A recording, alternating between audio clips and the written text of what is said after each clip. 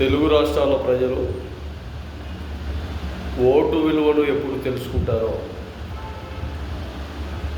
అప్పుడే వ్యక్తుల్లో ఒక బలం, ఒక శక్తి, ఒక నాయకత్వం, ఒక రాజ్యాధికారం. రాజ్యాధికారం అంటూ ఎన్నో ఏళ్ల నుండి కుల సంఘాల నాయకత్వం మాట్లాడుతూనే ఉన్నాం. ప్రజా సంఘాల నాయకత్వం పోరాడుతూనే ఉన్నాం. కానీ 5 ఏళ్ల సర్వీస్లో ఒక ఎమ్మెల్యే, ఒక ఎంపీ 500, 1000, 2000 రూపాయలతో ఒక బలమైన భారతదేశ ఔన్నత్యంతో ఓటు విలువను కొనుగోలు చేసి మన దగ్గర నుండి వాళ్ళు సకల సౌకర్యాలు అనుభవిస్తూ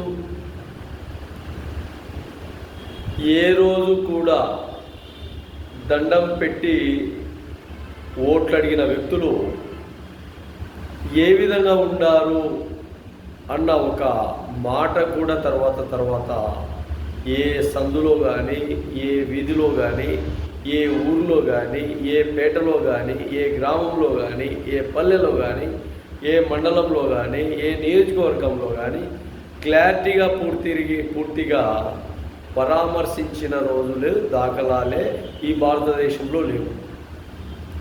ఎక్కడో ఒక చోట ఒక నాయకుడు, ఒక వ్యక్తి కనిపిస్తారు. అది ఈ మధ్య కాలంలో. గత పూర్వంలో ఎంతోమంది నాయకులు స్వచ్ఛందంగా పనిచేశారు దేశం కోసం, ప్రాంతం కోసం, ప్రజల కోసం.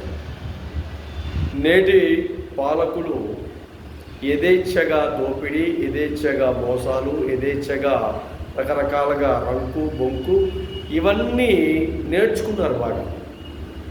కాబట్టి వాళ్లకు సరితూగలేరు ప్రజలు, వాళ్లకు సరైన సమాధానం చెప్పలేరు ప్రజలు, వాళ్ళతో పోటాపోటీగా కొట్లాడలేరు ప్రజలు.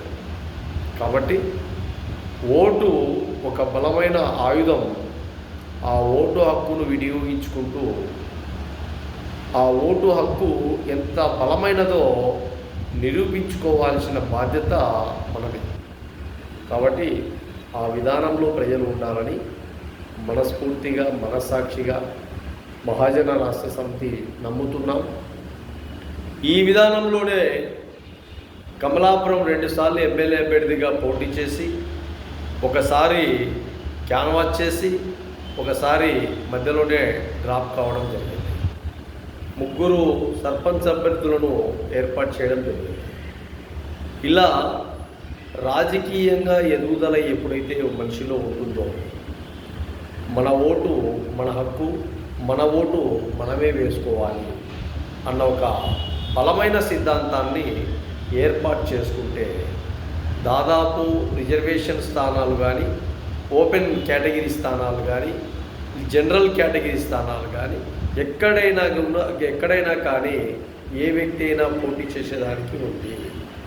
కాబట్టి ఈ విషయాన్ని బాగా గుర్తించి ప్రజలు రకరకాలుగా ఉండే ఈ సమస్యలపైన పోరాటం చేస్తున్నట్టు ఈరోజు, రేపు, మాపు మన కోసం మనం బతుకు జీవన పోరాటంలో బలమైన నాయకత్వాన్ని ఏర్పాటు చేసుకునే విధంగా మీ ఆలోచన విధానాలు ఉండాలని మహాజన రాష్ట్ర సమితి క్లారిటీగా ప్రజలకు తెలియజేస్తాం.